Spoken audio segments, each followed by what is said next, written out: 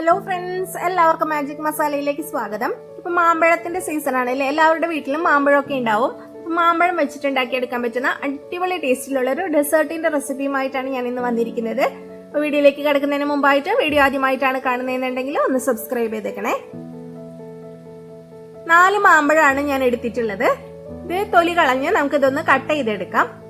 മാമ്പഴം എടുക്കുമ്പോൾ നന്നായിട്ട് പഴുത്തിട്ടുള്ള മാമ്പഴം എടുക്കുക. അതുപോലെ തന്നെ ഞാറുള്ള മാമ്പഴം എടുക്കരുത്. ഇത് കട്ട് ചെയ്തെടുക്കുന്നുണ്ട്. കട്ട് ചെയ്തതിന് ശേഷം ഇങ്ങനെ നീളത്തിലുള്ള പീസായിട്ട് കട്ട് ചെയ്ത് വെച്ചിരിക്കുന്നതാണ്. ഇത് നമുക്ക് ഫ്രിഡ്ജിൽ ഒരു അരമണിക്കൂറെങ്കിലും വെച്ചു കൊടുക്കാം. ഇത് നന്നായിട്ടൊന്ന് തണുത്ത് കിട്ടണം.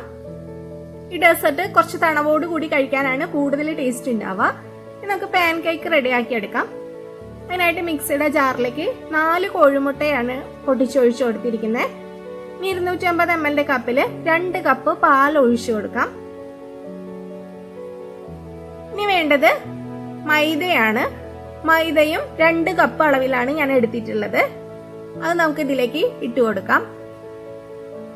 നല്ല സോഫ്റ്റ് ആയിട്ട് ഇരിക്കുന്ന, വായിൽ അലിഞ്ഞു പോകുന്ന അത്രയും സോഫ്റ്റും ടേസ്റ്റി ആയിട്ടുള്ള പാൻ കേക്ക് ആണിത്.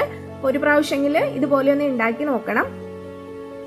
ഇതിലേക്ക് ഐസിങ് ഷുഗർ ആണ് ഇട്ട് കൊടുക്കുന്നത്.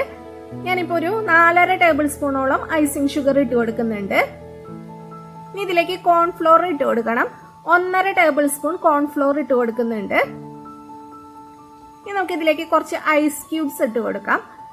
ഇത് കുറച്ച് തണുത്തിട്ടുള്ള മാവാകുമ്പോഴാണ് നമുക്ക് പരത്തിയെടുക്കാനായിട്ട് ഈസി ഉണ്ടാവുക.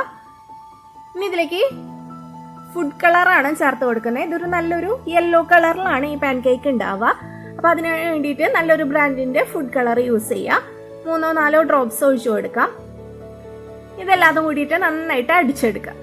കണ്ടില്ലേ, ഇതാണ് ഈ ബാറ്ററിന്റെ കൺസിസ്റ്റൻസി. അളവുകളെല്ലാം കറക്റ്റ് ആയിട്ടാണ് പറഞ്ഞിരിക്കുന്നത്. ഇതിൽ നമ്മൾ എക്സ്ട്രാ വെള്ളമോ പാലോ ഒന്നും ചേർക്കേണ്ട ആവശ്യമില്ല. ഇത്രയും ലൂസിലാണ് നമ്മുടെ മാവ് വേണ്ടത്. ഐസ് ക്യൂബ് ഇട്ടിട്ട് നമ്മൾ അടിച്ചെടുത്തോണ്ട് തന്നെ നമ്മളിത് പരത്തിയെടുക്കുമ്പോൾ ഒട്ടും ബബിൾസ് വരാതെയും അതുപോലെ തന്നെ ഹോൾസ് ഒന്നും വരാതെ കിട്ടും. ഇനി ഒരു പാൻ ചൂടാവാനായിട്ട് വെച്ചിട്ടുണ്ട്. നന്നായിട്ട് ചൂടായി കഴിഞ്ഞാൽ കുറച്ച് ബട്ടർ ഒന്ന് ബ്രഷ് ചെയ്ത് കൊടുക്കുന്നുണ്ട്.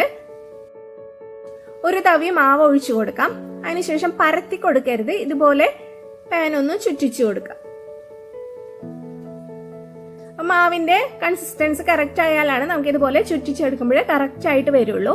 നല്ല തിന്നായിട്ടുള്ള പാൻ കേക്കാണ് നമ്മൾ റെഡിയാക്കി എടുക്കേണ്ടത്. ഒട്ടും കട്ടി ഉണ്ടാവാനായിട്ട് പാടില്ല. കട്ടി ഉണ്ടായാൽ നമ്മൾ കഴിക്കുമ്പോൾ അത്രയ്ക്ക് അങ്ങോട്ട് നന്നാവില്ല. കണ്ടില്ലേ, നമ്മുടെ പാൻ കേക്ക് ആദ്യത്തെ റെഡി ആയിട്ടുണ്ട്. ഇത് പെട്ടെന്ന് റെഡി ആയിട്ട് കിട്ടും. ഒരു മീഡിയം ഫ്ലെയിമിൽ വെച്ചിട്ട് നമ്മൾ റെഡിയാക്കി എടുത്താൽ മതി. ഫ്ലെയിം കൂട്ടുകയോ കുറയ്ക്കുകയോ ഒന്നും വേണ്ട. ഒരു മീഡിയം ഫ്ലെയിമിൽ വെച്ചിട്ട് ഇത് ഒഴിച്ചു കൊടുക്കുക. പാൻ ഒന്ന് കുറച്ച് പൊന്തിച്ചതിന് ശേഷം ചുറ്റിച്ചു കൊടുക്കുക. ഒരു 30 to 45 സെക്കൻഡിന്റെ ഉള്ളിൽ ഇത് പാൻ കേക്ക് റെഡി ആയിട്ട് കിട്ടും. ഇതിന്റെ അടിഭാഗം ഒന്നും മൊരിയാനോ കളർ ചേഞ്ച് ആവാനോ ഒന്നും പാടില്ല കേട്ടോ. ഇത് ജസ്റ്റ് ഒന്ന് കുക്കാവാനേ പാടുള്ളൂ.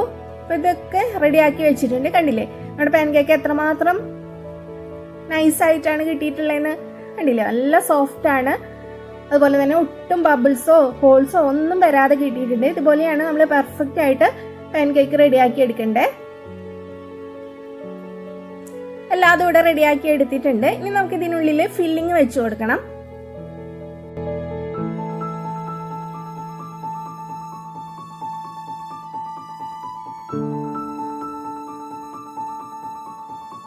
മാമ്പഴം ഫ്രിഡ്ജിൽ നിന്ന് എടുത്തു വെച്ചിട്ടുണ്ട്. നന്നായിട്ട് തണുത്തിട്ടുള്ള മാമ്പഴമാണ്. അതുപോലെ തന്നെ കുറച്ച് ക്രീം എടുത്തു വെച്ചിട്ടുണ്ട്. വിപ്പിംഗ് ക്രീം റെഡിയാക്കി എടുക്കുന്നതിന്റെ വീഡിയോ ഞാൻ ഓൾറെഡി അപ്ലോഡ് ചെയ്തിട്ടുണ്ട്. അപ്പൊ അതറിയാത്തവരുണ്ടെങ്കിൽ കണ്ടു നോക്കൂ കേട്ടോ. ഒരു പാൻ കേക്ക് വെച്ചു കൊടുക്കാം. പാൻ കേക്കിന്റെ അടിഭാഗം മുകളിലേക്ക് ആക്കിയിട്ടാണ് കേട്ടോ വെച്ചു കൊടുക്കുന്നത്. ഇനി ഇതിന്റെ നടുഭാഗത്ത് കുറച്ച് ക്രീം വെച്ചു കൊടുത്തിട്ടുണ്ട്. ഇനി ഇതിന് മീതെ കുറച്ച് മാമ്പഴം കട്ട് ചെയ്തത് വെച്ചു കൊടുക്കാം. മാമ്പഴം കുറച്ച് അധികം വെച്ചു കൊടുക്കാം. നമ്മൾ മാംഗോ പാൻ കേക്ക് ആണല്ലോ ഉണ്ടാക്കിയെടുക്കുന്നത്. അപ്പൊ ആ മാംഗോന്റെ ഫ്ലേവർ നന്നായിട്ട് കിട്ടണം. അപ്പൊ കുറച്ച് പീസ് കൂടുതൽ വെച്ച് കൊടുക്കുന്നുണ്ട്. അതിന് മീതെ കുറച്ചും കൂടി ക്രീം വെച്ചിട്ട് ഇതുപോലെ 4 സൈഡിൽ നിന്നും ഫോൾഡ് ചെയ്ത് കൊടുക്കുക. കണ്ടില്ലേ, ഇപ്പൊ നല്ലൊരു ഷേപ്പായിട്ട് കിട്ടിയിട്ടുണ്ട്. ഇതുപോലെയാണ് നമ്മൾ പാൻ കേക്ക് റെഡിയാക്കി എടുക്കേണ്ടത്. നമ്മൾ റെഡിയാക്കി വെച്ചിരിക്കുന്ന പാൻ കേക്കിന്റെ അടിഭാഗം മേലെയായിട്ടാണ് നമ്മൾ വെച്ചു കൊടുത്തിരിക്കുന്നത്. അതിന്റെ നടുഭാഗത്ത് നമ്മൾ ക്രീം വെച്ച് കൊടുത്തിട്ടുണ്ട്. അതിന് മീതെ കുറച്ച് മാമ്പഴം കട്ട് ചെയ്ത് വെച്ച് കൊടുക്കുക. വീണ്ടും കുറച്ച് ക്രീം വെച്ചിട്ട് 4 സൈഡിൽ നിന്നും ഫോൾഡ് ചെയ്ത് കൊടുക്കുക.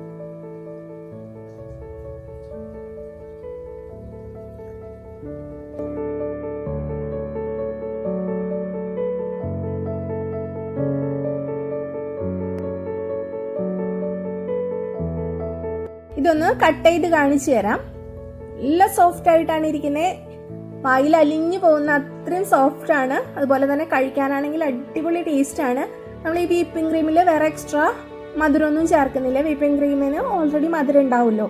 ഇനി മധുരം ഇല്ലാത്ത വിപ്പിംഗ് ക്രീമാണ് എടുക്കുന്നതെന്നുണ്ടെങ്കിൽ മാത്രം അതിൽ ഷുഗറും കൂടി ആഡ് ചെയ്തിട്ട് വിപ്പ് ചെയ്തെടുക്കണം കേട്ടോ. അപ്പോൾ ഇതൊരു മീഡിയം മധുരത്തിലുള്ള പാൻ കേക്ക് ആയിട്ടാണ് ഞാൻ റെഡിയാക്കി എടുത്തിരിക്കുന്നത്. അങ്ങനെ ഓവർ ആയിട്ടുള്ള മധുരമല്ല. നമുക്കിത് വേണമെങ്കിൽ ഡിന്നറായിട്ടും അതുപോലെ തന്നെ ഡെസർട്ടായിട്ടും കഴിക്കാവുന്നതാണ്. ട്രൈ ചെയ്ത് നോക്കണേ.